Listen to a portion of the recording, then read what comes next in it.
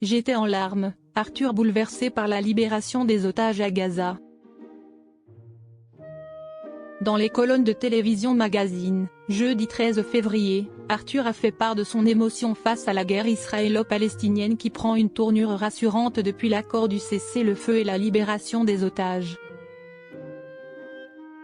Jeudi 13 février, Arthur a accordé une interview à Télévision Magazine à l'occasion de ses 30 ans de carrière sur le petit écran.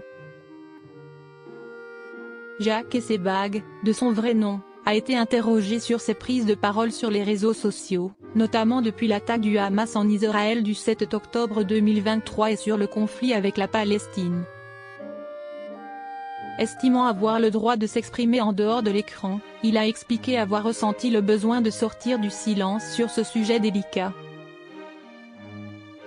Il est vrai que j'ai été assez présent depuis 16 mois pour évoquer et alerter sur la situation de 2 otages français à Gaza dont on ne parle quasiment jamais, a affirmé l'animateur télé de 58 ans, qui a souhaité s'engager à son niveau. Depuis 1 an et demi, j'accompagne une équipe qui fait venir en France des familles d'otages pour alerter les pouvoirs publics, les présenter à la presse et aux politiques afin d'essayer d'éveiller les consciences sur ce drame. Des familles d'otages israéliens comme des familles de bédouins musulmans.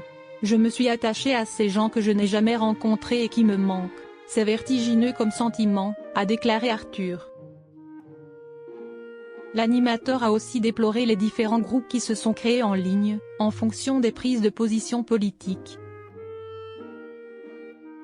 J'ai beaucoup exprimé mon incompréhension, ma colère face à cette injustice, surtout dans la jungle des réseaux sociaux. Le monde a, hélas, perdu de sa nuance et c'est bien dommage. Questionné sur l'accord du cessez-le-feu entre le Hamas et Israël, que le mouvement islamiste a accepté jeudi 13 février, comme cela a été dévoilé dans un communiqué, et qui fait suite à la trêve de la guerre datant du 19 janvier, Arthur a fait part de son émotion. Un cauchemar qui prend enfin fin ? Quand ils ont annoncé qu'ils allaient enfin libérer les otages, j'étais en larmes. Je n'ai jamais pleuré autant que depuis 16 mois. Nous vivons en apnée. J'ai une seule image quand on me parle des otages, les bébés Ariel et Kfir Biba. Il n'y a pas d'idéologie, il n'y a rien qui puisse justifier d'enlever un bébé pour aller se terrer avec dans un tunnel 1 an et demi, a assuré l'animateur, soulignant la monstruosité des conséquences de cette guerre. Quand j'ai vu qu'il y avait un cessez-le-feu, comme tout le monde, j'ai pensé, fin de la guerre, fin des morts, fin des enfants israéliens et palestiniens qui meurent, fin de ce cauchemar et fin de ce mouvement terroriste qui martyrise les 2 populations.